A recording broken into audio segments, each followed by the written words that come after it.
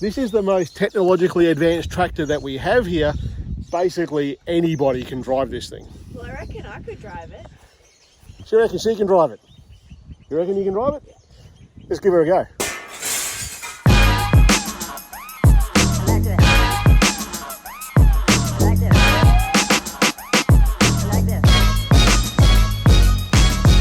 G'day guys, Shane Mostyn here. I recently enrolled in a video workshop hosted by none other than Casey Neistat. So it's all about storytelling, and the very first project that I had to do for this workshop was to create a short film only with my phone. So I thought I'll share this with you guys, and what I've realized is that the iPhone, it's an incredibly powerful bloody video camera, really powerful.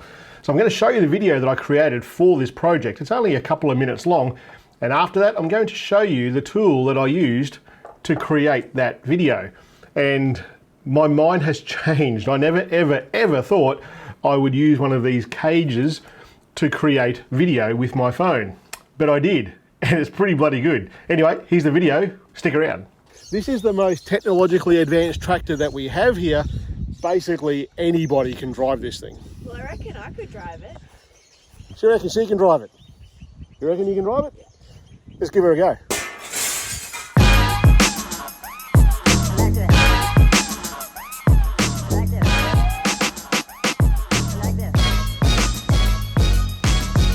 With modern day farming, in fact, with anything in the last probably 30, 40 years, you have to have a tractor. You just have to have it. You need tractors to feed out hay, to feed animals. You need tractors to work up the land, to sow crops. You need to have a tractor. And this one out here is the oldest tractor that we have here.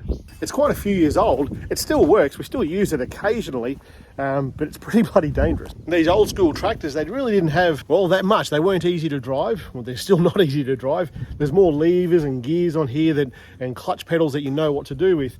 And nothing is really labeled anymore because they're so old. But the biggest thing and the main reason that we don't use these anymore is what's missing from here. There's no cage, there's no enclosure, there's no what's called ROPS, roll over protection. So if this thing rolls over and you're sitting on top of it, you're probably going to die.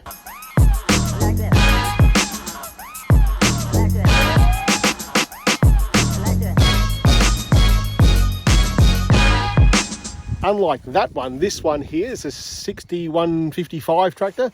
This one here is about 140, 150 horsepower tractor. It's a very powerful tractor. Up on the top there, that little yellow thing up there, that's a GPS. This thing's got all the smarts that you could possibly want. With the front end loader, it'll lift about 2 ton of hay or 2 ton of weight. It's really heavy duty tractor. All the implements like you saw before.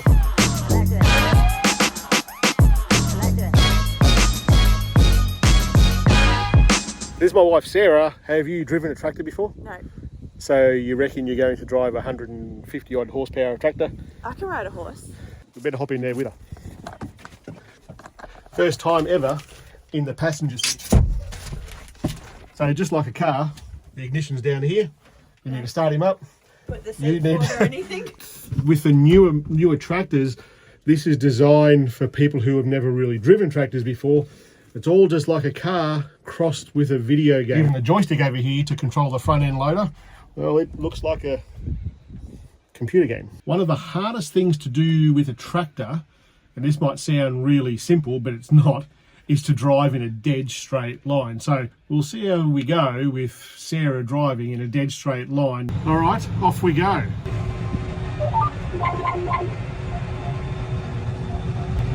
Dead straight line, and look, not even touching anything. Anyone can do this. It's really not that hard when the GPS is doing it for you. How will she go without me here telling her what to do? Let's see. She's all on her own.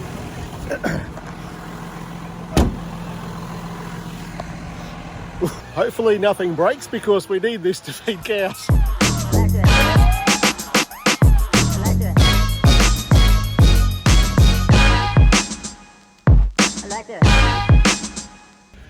Of course, the question now is how straight is she driving this thing? Because that's the hardest part about driving tractors, is going in a dead straight line. It looks pretty good. How'd you go? Great.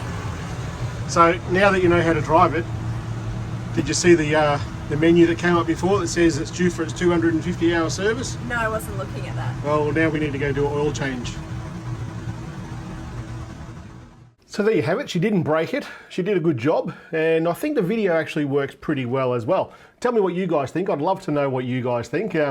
Put a comment down the bottom there if you liked what you saw with the tractors there and how that storytelling worked, because I'm pretty sure that's where this sort of content that I do on this channel here, it's going to lean a little bit more towards that with a bit more storytelling. So if you want that, put a comment down the bottom and that's what I'll keep doing for you guys. But this here cage, it's something that I never ever thought I would ever use. So what happened was Ulanzi reached out to me with what they do with a number of products, and they said, hey Shane, we want you to review this product. And it was a video cage, and I was like, oh, I don't know if it fits. But then I enrolled on this course and I went, you know what, sod it, bring it, and I'll see what I think of it. And my mind's changed. I really didn't think that I would enjoy using this sort of thing, but I really did. There's a couple of things that I really like about this. First and foremost, it kind of makes you use your phone camera as a cinematic camera. Like normally you would sit there with your phone and hold it up like this while you're moving things around, and you'll tilt and pan the phone camera like that.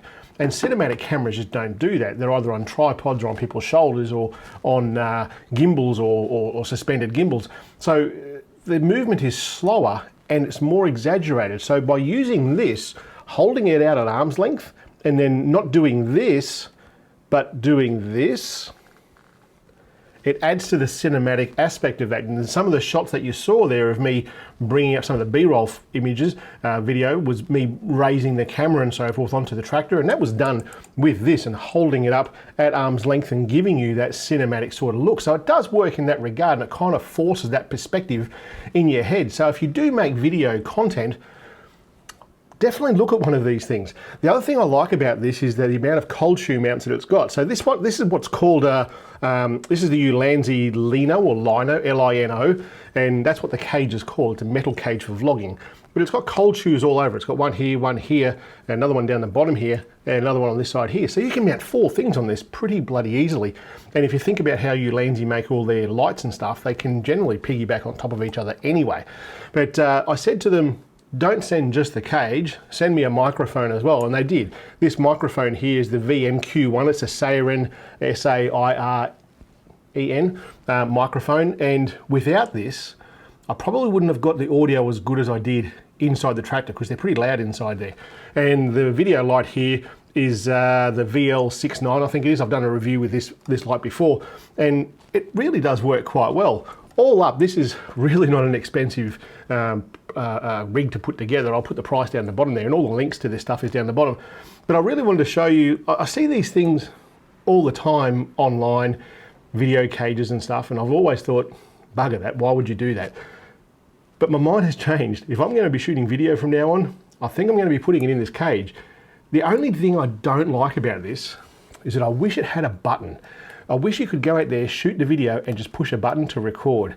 This one doesn't have that. I believe Ulanzi has a different one like that, but that's the only thing missing from this. This thing you could drop with your phone in it, and I think your phone's gonna be pretty safe. It's aluminium, it's pretty tonka tough, and I certainly recommend it.